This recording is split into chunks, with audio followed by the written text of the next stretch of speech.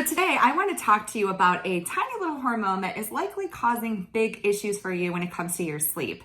And that hormone is cortisol. Now, I'm sure you're well aware of what cortisol is. It's the stress hormone. It does get a bad rap, and I don't want to perpetuate that because cortisol is actually essential for life and it is very helpful.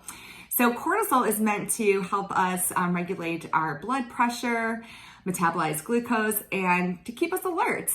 Also, it's very helpful in a stressful situation because what happens is our cortisol levels spike when we experience stress and we're able to respond quickly. So the problem is that in today's modern society, we are constantly stressing our bodies. So our cortisol levels are out the roof from a prolonged period of time. And what that does is it interferes with our circadian rhythm because cortisol is a key component to our circadian rhythm. So I'm going to take you back to high school biology class really quickly to explain how our circadian rhythm works. So there are two main hormones that regulate our circadian rhythm, our friend cortisol and then melatonin, the sleepy hormone. So what happens is in the morning, our cortisol levels are high. They're at the highest. And as the day goes on, our cortisol levels begin to dip and we become more tired, and then our melatonin levels begin to increase to induce sleep. Around midnight, melatonin begins to drop and cortisol begins to raise so we can wake up and be alert. So the problem is if you're stressed all day and your cortisol levels are high, when you go to bed, you have residual cortisol in your system. And then after midnight, when the cortisol levels raise again, then your levels are extremely high. So then in between sleep cycles, when you have a natural wake up, because that's what we do in between sleep cycles, a sleep cycle is when we go from light to deep sleep, and then there's a little wake up. In between those, during those wake ups, we're very alert if our cortisol levels are high, and then we just have a hard time falling back to sleep. So what I'm going to do today is I'm going to share with you 5 simple tips that you can implement to help keep your cortisol levels in check so that you can get the sleep you need. So tip number 1, when you find yourself in a stressful situation, do some deep breathing exercises afterwards. Now we can't avoid stress, but what we can do is take a moment to relax after a stressful situation so that our cortisol levels will lower. And deep breathing is a very simple way to do that. So what I want you to do is next time you find yourself in a very intense meeting and you know that you're stressed, go back to your desk and just take a minute to do some breath work. And it's important when you breathe that you breathe from your abdomen. So when you breathe in, your abdomen should expand. And when you breathe out, it should contract. And what that does is it tells your system that you're no longer in fight or flight and you should be in rest and digest. And it's going to lower your cortisol levels. So there was a research study conducted in China of 28 middle-aged women, such as myself, and they found that those women who participated in deep breathing exercises, their cortisol levels were 50% lower. So it works. So tip number 2 is to limit your sugar intake. Now I know this is challenging because sugar is everywhere, but it's really not natural for us to consume so much sugar. So I would try to avoid desserts and foods that have added sugar. Check those labels. Because what happens is whenever we consume sugar, it spikes our insulin and then our cortisol levels increase.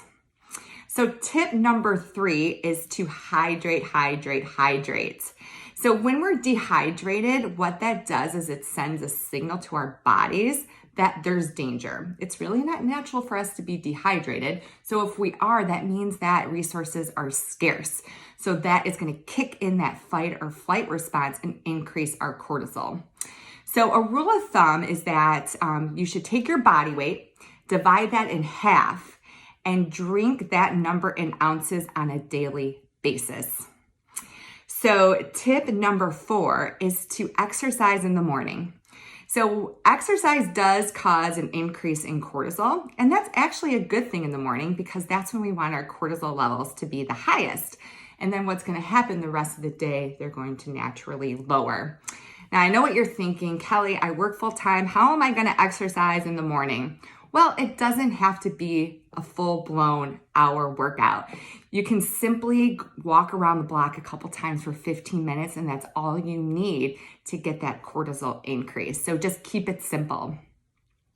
So tip number 5 is to conduct a relaxing bedtime routine on a nightly basis. So bedtime routines aren't just for babies. They can really help us to prepare our bodies for sleep and allow us to relax and those cortisol levels to lower.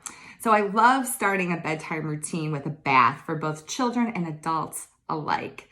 The reason why it's relaxing, but also it helps to lower your body temperature. Our body temperature has to lower by 2 degrees in order to fall asleep.